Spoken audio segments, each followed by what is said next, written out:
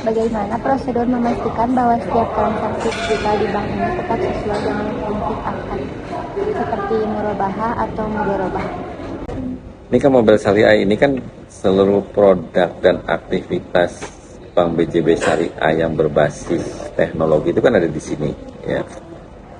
Kan di sini. Ini ada transfer, ada bayar, transfer ke bank lain, bayar. Kita lihat ya, bayar HP, internet, TV langganan, tiket, PLN dan segala macam. Top up misalkan ke GoPay, ke OVO, ke Shopee, Dana gitu kan. Nah, terus pembiayaan, misalkan saya ada pembiayaan nih, kredit pembiayaan, ada gadai emas, ada pembiayaan pegawai UMKM. Nah, ini semua produk bank yang berbasis digital. Nah, pertanyaan tadi bagus, bagaimana kemudian produk digital ini, ya, itu ketika dimanfaatkan oleh konsumen atau oleh masyarakat, tapi juga memastikan dari sisi akad syariahnya kan kayak gitu ya. Nah, jadi ketika nasabah misalkan ngajuin ke contoh biayaan misalkan, kebiayaan lah ya, misalkan contoh buka rekening misalkan, buka rekening kan ada tabungan masalah, ini kan di sini ada tabungan wadiah juga akad wadiah. Ini pada mata itu mudharabah, tabungan haji itu akadnya mudharabah. Nah, ketika kamu buka ini, itu ada namanya replay, jadi informasi produk lah. Nah, di sini ada tuh produk sampingnya menggunakan prinsip wadiah yang domana. Nah, ini prinsip akad syariah gitu. Misalkan ini menggunakan mudharabah mutlaqah gitu ya.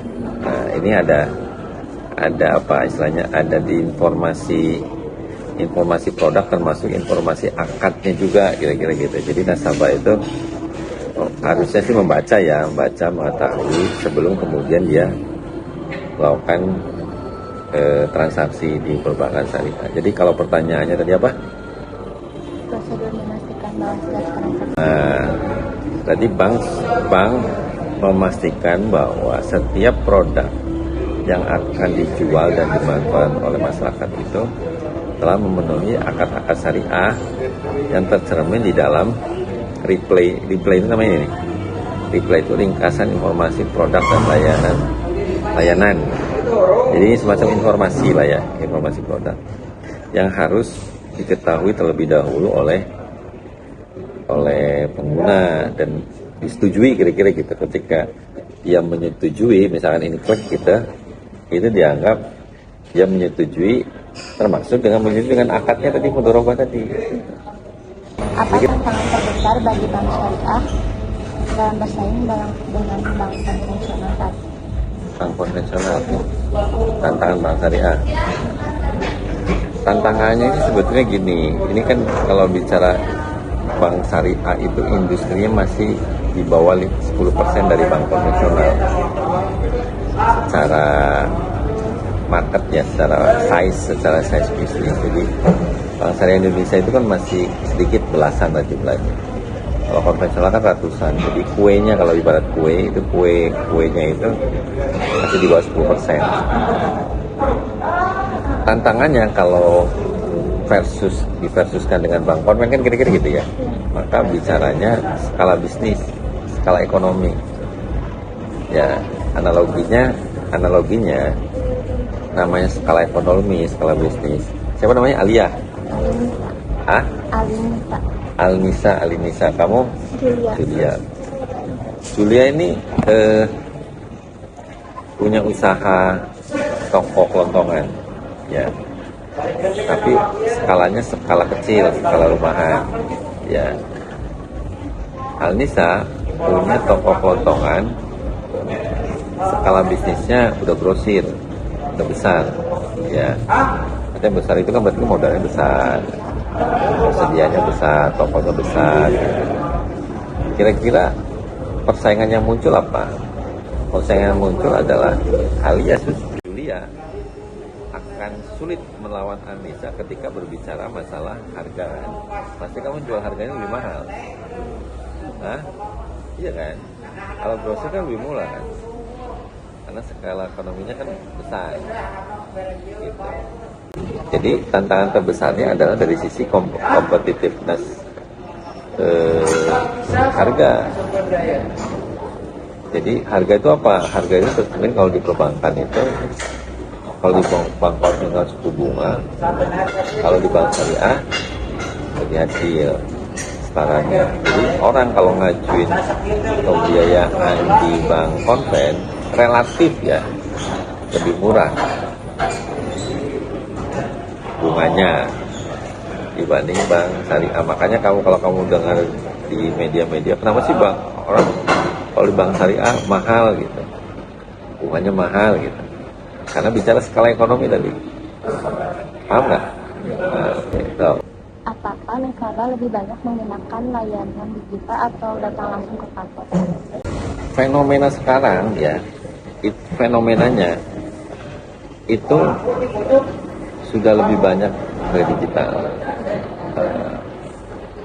Fenomenanya ya, sekalipun secara porsi masih kene banyak yang datang ke kantor, tapi fenomenanya yang menggunakan digital itu berprogres lebih banyak. Selanjutnya, apakah ada pergeseran perilaku nasabah, terutama dari generasi muda, dalam menggunakan layanan perbankan syariah?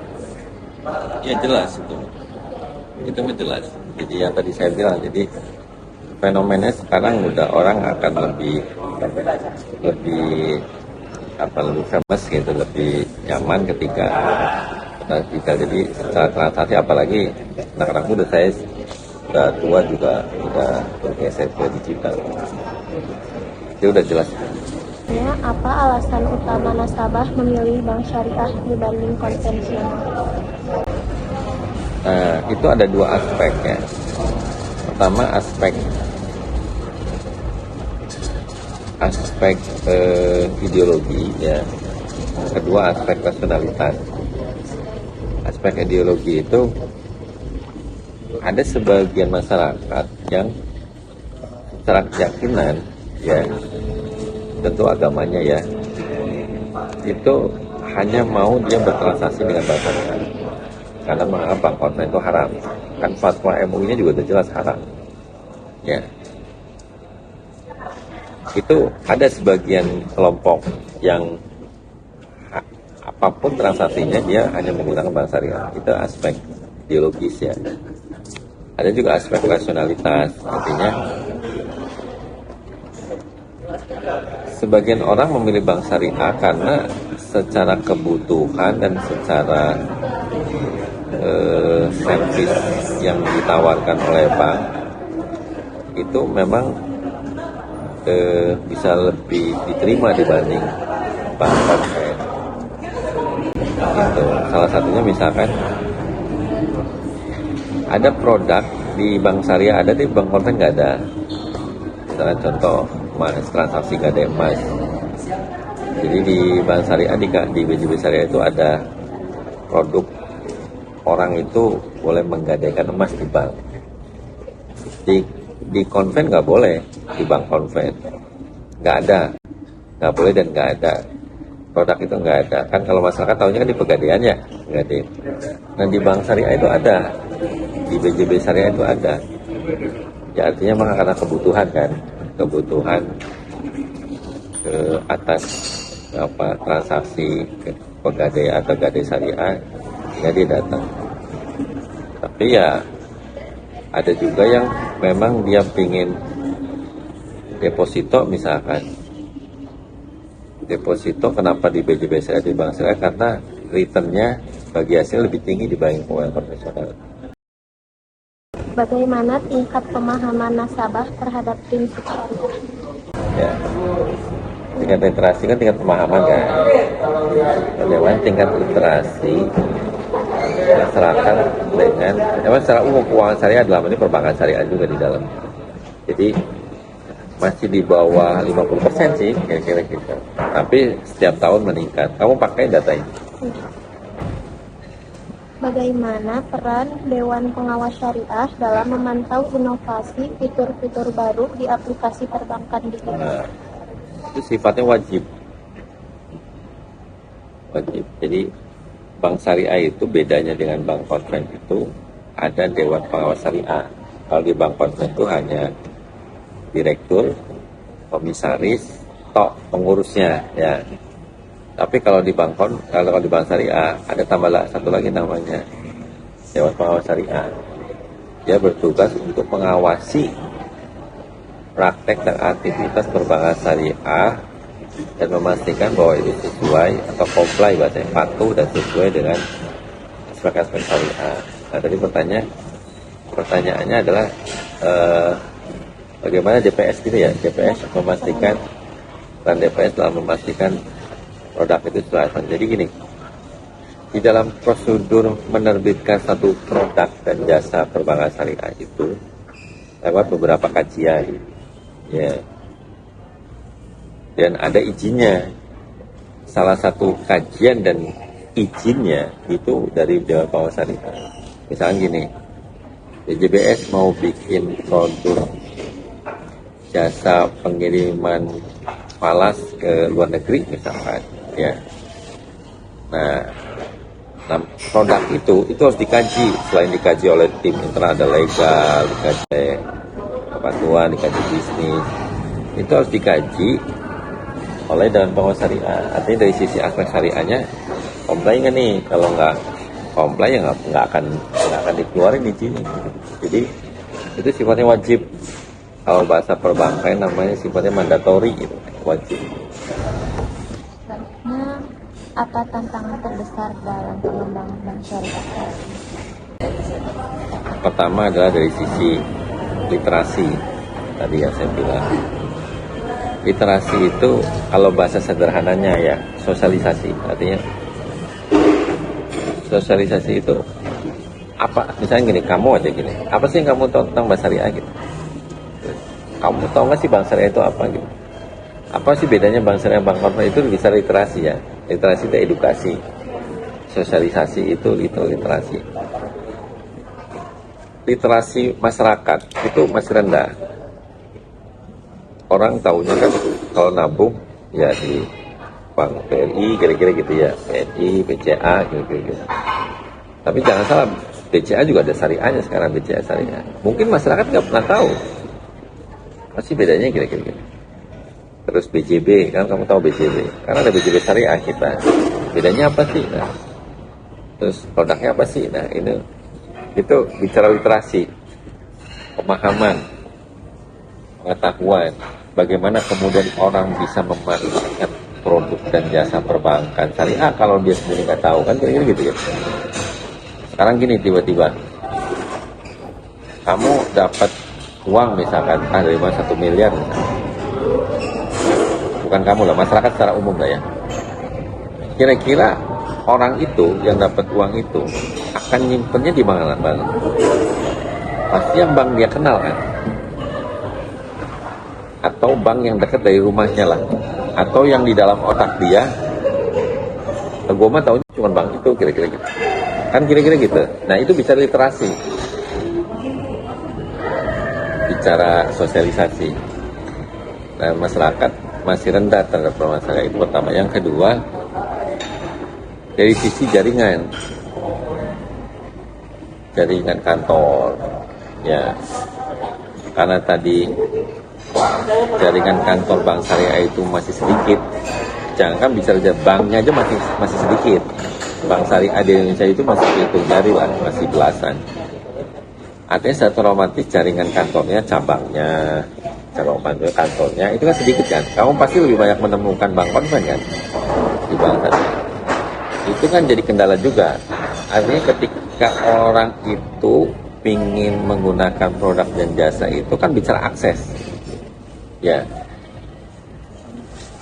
iya, bicara sekalipun sekarang jaringan kantor itu tidak satu-satunya tenan atau channel, bisa dengan digital, bisa dengan ATM, bisa dengan internet banking, itu juga channel sebetulnya. Tapi tetap kantor itu juga jadi penting karena sekarang gini, kita orang Papua, ya, BJB Syariah di sana nggak ada kantornya. Sebutnya dia bisa nabung via mobile banking, tinggal install, transfer duit. Tapi apa iya kemudian orang Papua mau nabung BJB Syariah yang nggak ada kantornya? Kalau ada apa-apa misalkan gitu kan, gua komplainnya kemana kira-kira gitu kan, tetap aja kan orang akan berpikir gitu.